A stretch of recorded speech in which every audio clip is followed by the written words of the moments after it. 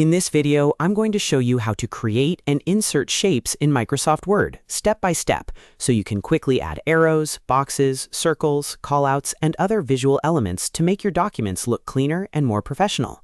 This is super useful for reports, worksheets, flyers, diagrams, and any document where you want to highlight information or organize your layout a little better. If this tutorial helps you out, be sure to hit the like button and subscribe for more simple Microsoft Word tips and tutorials. All right, let's jump right in. First, open Microsoft Word and go to the document where you want to add your shape. Once your file is open, look at the top ribbon and click the Insert tab. The Insert tab is where Word keeps all the tools for adding extra content like pictures, tables, icons, and of course, shapes. After that, find the Shapes button. When you click Shapes, Word will open a drop-down menu with a wide variety of shape options. You'll see rectangles, lines, arrows, stars, circles, speech bubbles, callouts, and many more. Take your time and choose the shape that fits what you need. For example, if you want to create a simple box around text, a rectangle is a great choice. If you want to point to something important, an arrow might be better. If you want to add a note or comment style element, a callout can work really well.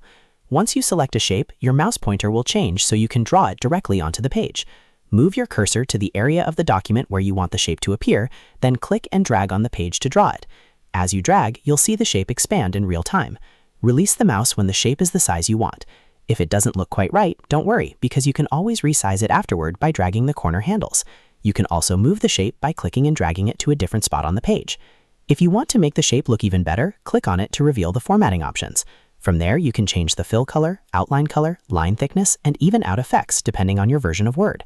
That means you can match the shape to your document theme or use bold colors to make it stand out. Another helpful tip is that you can add text inside many shapes. Just click the shape and start typing, and Word will place the text inside it. This is great for labels, headings, simple diagrams, and visual instructions.